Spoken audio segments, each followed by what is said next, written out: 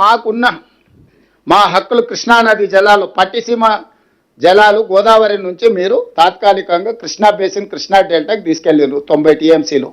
ఆ 90 టీఎంసీల నీళ్ళలో 45 టీఎంసీలు మాకు కృష్ణా బేసిన్లో అదనంగా రావాలి. ఆ 45 టీఎంసీలు ఇస్తే అదేవిధంగా మేము ఒక 90 టీఎంసీలు మేము మైనర్ ఇరిగేషన్లో వాడుకుంటున్నాం. అవి ఆ మైనర్ ఇరిగేషన్ వాటిని మేము మేజర్ ఇరిగేషన్లో కన్వర్ట్ చేసుకుంటూ ఒక 45 టీఎంసీలు పాలమూరు రంగారెడ్డి ఎత్తిపోతలకు కేటాయింపులు ఇవ్వండి అని మేము తిరుగుతా ఉన్నాం. నేను ఉత్తమ్ కుమార్ రెడ్డి గారు 18 నెలల నుంచి మా కృష్ణా బేసిన్లో ఉండే పాలమూరు రంగారెడ్డి ఎత్తిపోతలకు మా కల్వకుర్తి లిఫ్ట్ ఇరిగేషన్కు నీటి కేటాయింపులకు మీరు కేంద్ర ప్రభుత్వానికి నిరభ్యంతర పత్రం ఇస్తే మాకు కేటాయింపులు వస్తే మేము ఆ ప్రాజెక్టులకు లోన్లు తెచ్చుకుంటాం, నిధులు తెచ్చుకుంటాం, మేము ప్రాజెక్టులు కట్టుకుంటాం. దాంతో మా పని సులువవుతుంది. మీరు వాటికి వచ్చినప్పుడు కృష్ణా బేసిన్లో ఉండే ప్రాజెక్టులకు అభ్యంతరాలు పెడుతున్నారు, గోదావరి బేసిన్లో ఉండే ప్రాజెక్టులకు అభ్యంతరాలు పెడుతున్నారు. నికర జలాల కేటాయింపులు ఉన్న తెలంగాణ రాష్ట్రానికి మీరు అభ్యంతరాలు పెట్టుకుంటూ వరద జలాల కోసం మూడో పంట కోసం మీరు తాపత్రయపడుతున్నారు. మొదటి పంటకే మాకు లేవు, మా తాగునీళ్ళకే మాకు సమస్య ఉన్నది. మీరు కూడా ముందుకు వచ్చి సహకరించాలి కదా ఆంధ్రప్రదేశ్ ముఖ్యమంత్రి గారు. ఈ సమస్యలు ఒకవైపున పరిష్కారం కావు, ఒకవైపు నిర్ణయాలతో ఇది ముందుకు పోదు.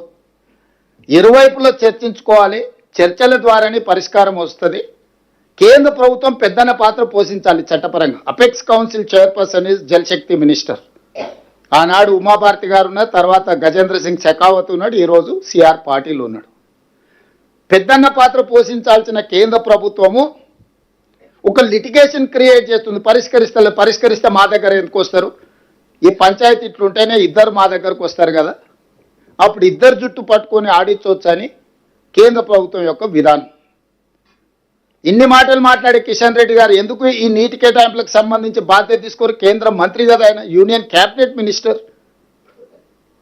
సిఆర్ పాటిల్ గారికి ఎంత హోదా ఉందో కిషన్ రెడ్డి గారికి కూడా అంతే హోదా ఉంది.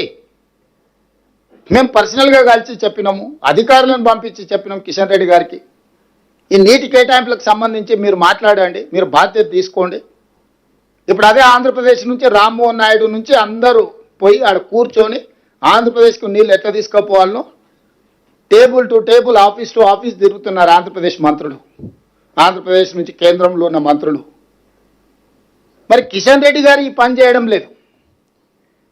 ఈ వివిధాన్ని పెంచి పెద్ద చేస్తే తద్వారా బీఆర్ఎస్ మళ్ళీ బతుకుతే మళ్ళీ మాకేదో రాజకీయంగా ప్రయోజనం ఉంటుంది, కాంగ్రెస్ను మార్జినలైజ్ చేయొచ్చా అనేది వాళ్ళ ఆలోచన.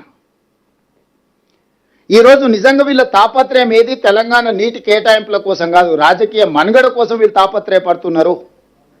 ఈ వేదికలో ఈ రూమ్లో ఉన్న ప్రజాప్రతినిధులందరికీ నా సూచన ఒకటే, ఇది వ్యూహాత్మకమైన రాజకీయ ఎత్తుగడ. అంతరించిపోతున్న బీఆర్ఎస్ను పునరుజ్జీవింపజేసుకోవడానికి చేస్తున్న ఒక ప్రయత్నము. దింపుడు గల్లం ఆశ అంటారు కదా, ఈరోజు దింపుడు గల్లం ఆశతోటి నదీ జలాలను అడ్డం పెట్టుకొని దీన్ని వివాదాన్ని సృష్టించి మన మీద బురద జల్లి మనల్ని దోషులుగా నిలబెట్టి రాజకీయ లబ్ధి పొందాలనుకుంటున్నారు. ఈ విషయాలను ప్రజలందరికీ వివరించాలి. మీరు ఏ ఊరికి పోయినా, మీరు గ్రామ పంచాయతీలో అభివృద్ధి కార్యక్రమాలకు పోయినా, మండలానికి పోయినా, నియోజకవర్గానికి పోయినా, జిల్లాకు పోయినా, ఇక్కడ ఉన్న ప్రజాప్రతినిధులందరికీ నా